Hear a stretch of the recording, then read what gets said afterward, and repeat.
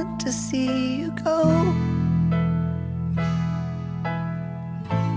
I don't even want to be there. I will cover up my eyes and pray it goes away. You've only lived a minute of your life. I must be dreaming. Please stop screaming. 백신스키라는 작가를 아십니까? 제가 20대 초반에 그림을 그리는 형님 집에 놀러를 갔다가 하집 하나를 발견을 했습니다. 너무 희한한 감정을 느꼈어요. 서늘함인데 낯선데 익숙해요. 이게 말이 안 되죠. 말이 안 되는데 낯설어서 무섭고 두려운데 익숙해. 어디서 본 것 같아. 그 희한하죠. 그런 꿈이 있지 않습니까? 꿈을 꾸면서도 이 꿈은 전에 내가 꾼 꿈인데 계속 이어지는 것 같은 시리즈로 그런 기분 같은데 저 너머의 감각을 느꼈어요. 내 이 무의식 중에 지층에 깔린 감각이 있는데 그게 문이라 치면 그 감각의 문을 열어 제낀 거지. 이 백신스키의 이 그림이 사람도 몸이 어떤 감각을 갖고 있는데 일깨워주지 않으면 그 감각은 드러나지가 않죠. 융이라는 사람이 집단 무의식이라고 표현했던 게 아마 이런 감정일 것 같습니다. 내가 경험은 안 했지만 내 예전 인류 조상부터 DNA로 전해 내려오는 감각이지 인류 보편적인 감각이 있을 수도 있겠네 라는 생각을 했습니다. 한국에 있는 제가 백신스키라는 그 폴란드 작가를 알게 된 계기가 사실은 드모초프스키라는 아트 딜러의 공이 크다고 저는 생각합니다. 그림을 그리는 작가와 알리는 이 화상의 관계가 유명한 일화로는 고도 참 안 알아주던 작가였는데 동생 태호가 화상이기도 했고 그러면서 형을 지원을 많이 했죠. 근데 진짜 큰 역할을 한 것은 태호의 부인입니다. 그죠? 태호가 죽고 나서 태호와 고의 편지를 부인이 하나하나 다 간직했다가 책으로 내고 대대적인 전시를 열어주죠. 부인이 세팅을 해서 지금의 우리가 고를 알고 있는 것처럼 무언가 좋은 작품이 있지만 그게 발견되기 전까지는 알 수가 있습니까? 근데 이 백신스키는 은둔형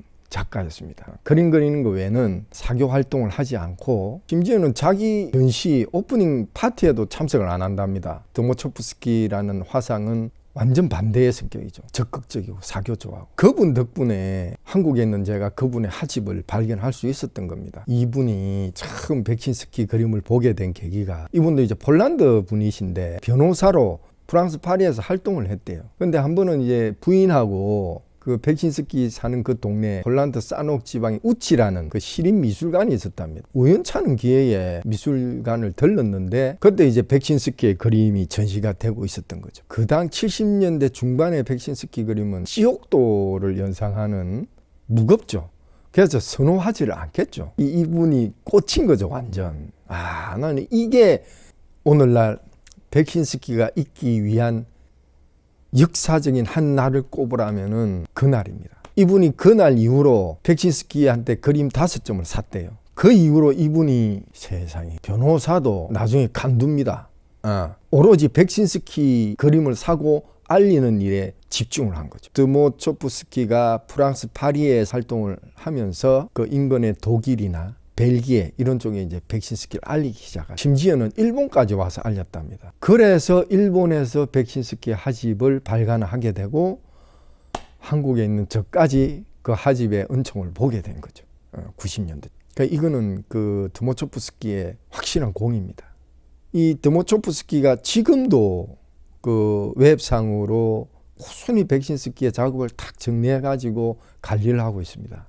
이렇게 한 작가에 대해서 끝까지 추앙이라 합시다. 이런 경우에는 추앙을 할 수 있다는 건 이 백신스키는 자기 그림에 제목을 붙이지 않습니다. 그 이유를 물으니까 자기 그림이 어떤 상징에 갇히는 게 너무 싫다는 거지. 제목이라는 거는 그 그림은 그냥 가두는 역할을 하거든요. 저도 그렇고 감상할 때 이 그림을 보다가 제목을 먼저 보게 되죠. 제목에 따라 그림을 보게 되는데 이게 굉장히 별로라고 보거든. 그림은 그림으로 그냥 각자의 경험으로서 그림을 대하는 건데 하나의 언어로서. 근데 또 다른 언어가 그림을 지시하는 것처럼 되니까. 근데 특별히 백신스키 선생님은 그런 게 싫었고, 특히나 이분은 태어난 게 1929년에 태어나셨거든요. 우리가 유추를 해봅시다. 29년에 태어났으면은 2차 대전이 일어났을 때가 40년 되니까, 더구나 폴란드, 아우슈비츠, 유태인이 2차 대전 당시에 600만 명이 돌아가셨는데 그 수용소에서 100만 명이 돌아가셨답니다. 100만 명이 돌아가셨다 라는 숫자로서 다가오는 건 와, 많다 이렇게 생각이 되는데, 제가 그 아우슈비츠 가서 유리관에 신발을, 노인, 아이 할 것 없이 신발을 다 돌아가신 사람들의 신발을 쌓아 놓은 그 유리 전시관이 있어요. 그거 보는 순간 근데 그냥 확 다가오대요. 시각적인, 단지 숫자가 아니구나. 그리고 그 유품이 있습니다. 유품을 또 쌓아놓은 그 전시관이 있는데 그 얼마나 하나하나의 사연들이 담겨 있겠습니까? 그래서 지금도 우리가 전쟁의 참상을 고발한 영화들이 아직도 나오고 있지 않습니까? 아직 나와야 됩니다. 그거는 단지 유태인의 역사가 아니거든. 인간의 그 그런 짓이 인간의 속성 중에 하나거든요. 일깨워야지. 일깨우지 않고서야 인간은 그런 만행을 계속 반복할 밖에 없는 존재라고 저는 생각하거든요. 이 백신스키 이분은 그걸 보고 자랐을 거 아닙니까? 그러니까는 뭐 그림이 어떻게 공포스럽지 않을 수가 있을까요? 근데 또 이 백신스키 쌤은 또 이런 말을 하시더라. 그런 거 정말 싫다는 거지. 내가 무언가를 했기 때문에 내 그림에 그런 게 나온다고 생각들 하지 마시라. 나는 어떤 상징과 의미를 가지고 그리는 게 아니다. 나는 내 꿈속을 그리는 화가이고 싶다. 그러니까 그분이 영감을 받는 것 중에가 음악과 꿈이거든요. 그러니까 그 꿈을 꾸면서 재현해내는 그게 그림으로 나타나는 건데 자기도 모른다. 나도 모르는데 너가 자꾸 내 그림에 의미를 부여하지 마라 제발. 근데 저도 지금 상징을 부여하지 않습니까? 왜? 그분 그림으로 어찌 유추를 안 합니까? 그림이 그런데 우리는 이야기를 만드는 인간의 속성이 있기 때문에 이거는 뭘 그렸고 뭘 의미하고 할 수밖에 없고, 작가는 그리고 난 뒤는 남의 일인 거죠. 이 백신스키 쌤하고 너무 공감되는 부분이 하나가 있습니다. 바로 음악입니다. 제가 봄처녀 전시를 하게 된 계기가 한국의 음악이었거든요. 음악을 들으면 이미지가 보여요. 제가 마음에 드는 음악 한 곡을 알게 되는 그날은 하루 종일 기분이 막 업돼 있습니다. 원래 그게 제 축복 같아요. 제 체질적인 문제라면은 백신스키 선생님이 딱 이런 분이시더라고요. 그분은 음악이 없으면 작업을 못 한답니다. 청력 테스트를 한 적도 있대요. 그 이유가 자기가 최대 볼륨으로 음악을 들으면서 이 귀가 내가 이렇게 해도 되는 청력을 가졌는지, 그게 왜 중요하냐면은 14시간씩 음악을 듣는데 작업의 근원인 거죠. 원천. 그럼 음악을 못 듣는 청력이면 그림도 안 된다는 소리잖아요.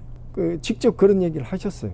주로 어떤 장르를 좋아하냐니까 전에는 바그너를 좋아했대요. 그분 또 볼륨을 크게 들으니까 바그너의 그 웅장함이 있지 않습니까? 사실 바그너는 유태인들한테는 위험 인물로 소개가 되지 않습니까? 독일 민족주의의 어떤 히틀러가 가장 사랑했던 작곡가고, 아이러니하지만 바그너의 음악을 좋아했대요. 최근에는 슈베르트 음악이 좋다.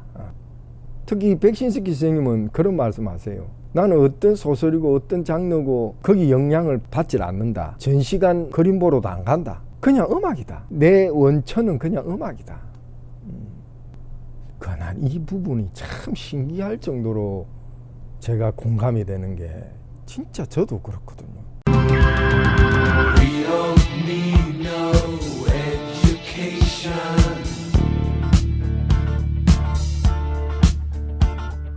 We don't need no thought control.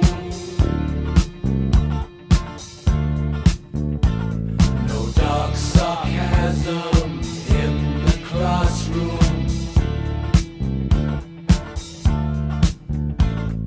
Teacher 2001년에 푸아라는 사이트를 제가 운영합니다. 제가 특별한 광고를 하고 이러지 않았는데도 불구하고 전국에서 사람들이 모이기 시작하는데 어떻게 유입이 됐는지가 궁금하더라고요. 유입 경로를 보면은 검색어로 인해서 많이 오셨어요. 그 중에 1등 공신이 바로 이 백신스키입니다. 백신스키에 헌정하는 영상을 제가 만들었거든요. 그때가 2001년도지 않습니까?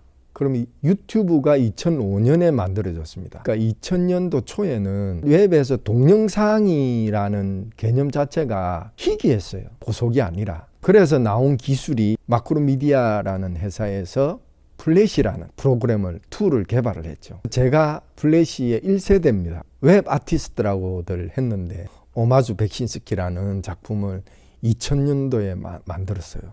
백신스키를 검색하면 그때는 무조건 제 사이트로 연결이 됩니다. 왜냐하면 백신스키를 소개한 글들이 전무했거든요. 한 몇 년 전에 3번 보면 죽는다는 그림이 괴담으로 떠돈 적이 있었대요. 그게 바로 이 백신스키 선생님 그림인데 제가 그걸 보고 혹시 내 영상 보고 이런 괴담이 만들어진 거 아닌가? 오마주 백신스키를 만들면서 초입부에 그 그림의 머리가 3개로 나눠져서 이렇게 떠도는 혹시 이걸 보고 3번 보면 죽는다고 했나? 백신스키는 푸아를 알리는 1등 삐끼였습니다. 2011년도에 제가 폴란드를 갔을 때 당연히 백신스키가 떠오르죠. 바르샤바에서 생각을 하고 찾아봤어요. 그 인근 도시에 있더라고요. 그래서 이제 쳄스토바 시립미술관을 갔죠.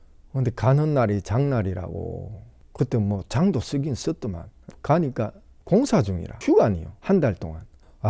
그래 진짜 직원이 계시길래 내가 말을 했죠. From South Korea. 이 문을 닫아내요. 난감해 하시더라고. 잠시 있어 보래요. 상사한테 뭐 물어봤나 봐요. 그럼 잠깐만 보고 가라고. 그래서 열쇠를 이제 갖고 어떤 분이 오시더라고. 그래서 불을 탁 켜고 하는데 사실은 제대로 좀 촬영을 막 하고 싶었는데 염치가 없는 것 같기도 하고 그러고 막 찍는다 설치면 찍으면 안 되는가 싶기도 하고 해서 몰래 찍었는데 제대로 찍은 게 없어요.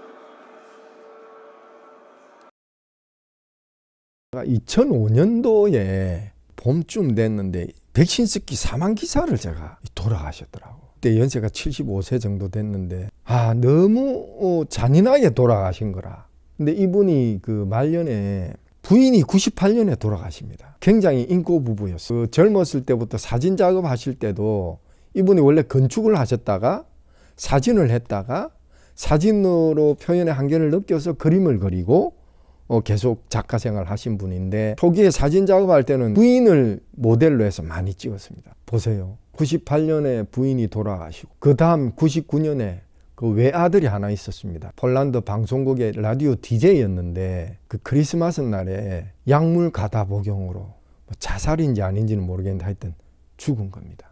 그거를 그 다음 아침에 백신스키가 직접 발견을 한 거예요. 그 트라우마가 엄청나죠. 그런데 이분이 돌아가신 것도 그것도 참 기가 차. 그 백신스키 옆에서 오랫동안 집안일을 하던 분의 아들이 하루는 돈을 빌려달랬대요. 백신스키한테 100달러. 백신스키가 안 빌려줬던 모양이지. 그러니까 얘가 친구 한 명 데리고 와가지고 14차례나 찔러서 2차례가 심각한 타격을 입혀서 돌아가셨단 말이에요. 이분의 영향은 지금까지도 지대하게 미치고 있습니다. 에어리언을 디자인했던 가이거라는 아티스트가 있어요. 그분은 대놓고 이제 백신스키의 영향이다 얘기를 하셨고, 기에르모 델토로 그분도 뭐 기괴한 이미지를 잘 만드시는데 백신스키를 언급합니다. 자기 영감을 준 아티스트로.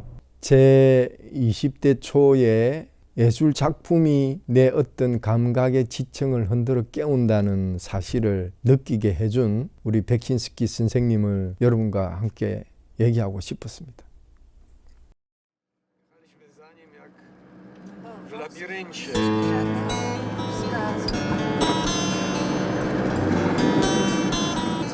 Dobrze. Patrz na drogowskaz Wrocław. Zupełnie inaczej strzegą od tej strony wygląda. Właściwie wczoraj tego katedry filmowałem. Walk beneath my window, eyes ain't tired but unfocused. You never noticed me. You always wore the same dress, always bore the same expression.